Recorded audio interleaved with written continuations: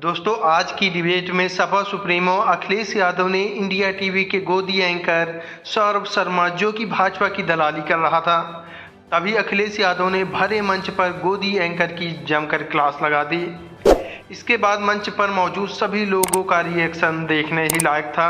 Debate शुरू होने से पहले अगर आपने अभी तक इस वीडियो को लाइक नहीं किया तो वीडियो को लाइक करके चैनल को जरूर सब्सक्राइब करें। पिक्चर चालू करो बे। चलो भाई, देखो अब मैं क्या करता हूँ। अखिलेश जी, मैं ये कह रहा हूँ, आप जो बात बता रहे हैं वही बात ठीक है। वो स्मारक जहाँ पर था, वो अब जो दोनों सेनाओं के बीच में समझौते हुए उसको बफर जोन में बना दिया। इसका मतलब कि वहाँ पेट्रोलिंग नहीं होगी, इसलिए वो स्मारक वहाँ से हटा दिया गया। इसका मतलब स्मारक तोड़ दिया गया ऑब्वियसली। तो बताइए, सोचिए, रिजंगला की लड़ाई जिसके बारे में फौज ने कहा कि ऐसी फौज नहीं देखी, जो आखिरी गोली तक लड़ी फौज का जवान और आखिरी बॉडी तक फौज का जवान लड़ा। सोचो, ऐसी लड़ाई लड़ने वाले लोगों का मेमोरियल तोड़ दिया गया इस सरकार में बीजेपी के लोगों ने। तुम्हें शर्म है? कुछ शर्म आया है? इनका भाषण जब शुरू होता है तो भारत माता की जय पहले बोलते हैं। क्या ये बताएंगे कि रिजंगला का मेमोरियल इन्होंने तोड़वा दिया? बेशर्मो, शर्म करो, शर्म। वो जमीन छीन ली कि नहीं छीन ली? चीन नहीं, चीन ने बहुत जमीन छीनी है, उसका जवाब नहीं देंगे क्योंकि इन्हें ये जवाब नहीं देने हैं, इसीलिए भगवान के पीछे ही छिप जाते हैं जाकर के। क्या बात है सर, क्या बात है सर, क्या बात, ये बात है। आपको क्या लगता है पूरे, अब ये आप अपनी एक ऑब्जेक्टिव असेसमेंट देश शेयर कर सकते हैं तो कीजिएगा। देश के अंदर ये 2014 में इनको आई थी 282 सीटें बीजेपी को, अच्छा, और वो बढ़ गई 2019 में 303 हो गई। इस बार ऐसा क्या इतना बदल गया है माहौल कि आप लगता है ये 50 सीट 100 सीट नीचे आ सकते हैं या और ज्यादा नीचे आ सकते हैं? अभी बदत है भाई, अभी बदत है ना, अभी बदत है। आज सबसे ज्यादा बेरोजगार नौजवान अगर कहीं है तो भारत में है।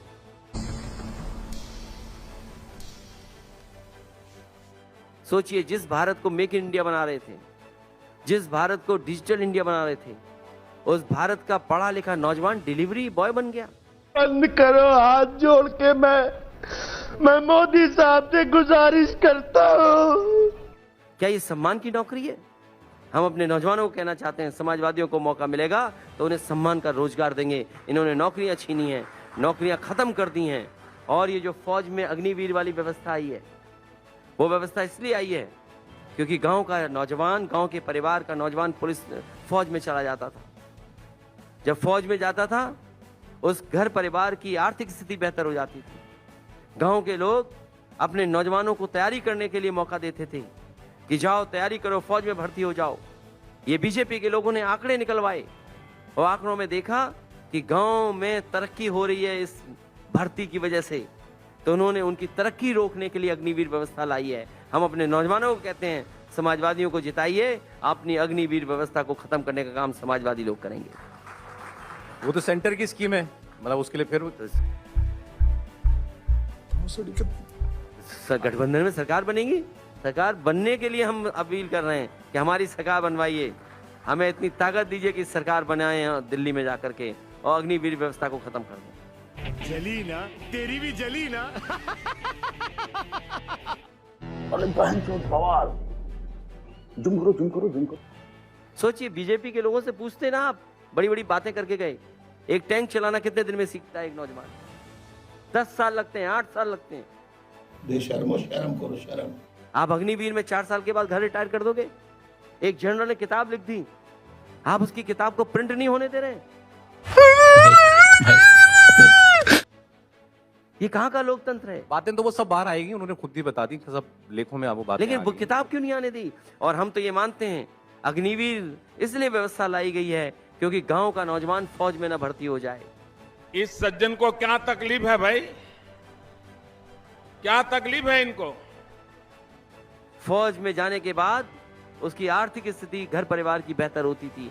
उस आर्थिक तरक्की को रोकने के लिए भारतीय जनता पार्टी ने जानबूझ करके अग्निवीर व्यवस्था लाने का काम किया है। समझ रहे हो? समझ रहे हो आप? समझ रहे हो ना?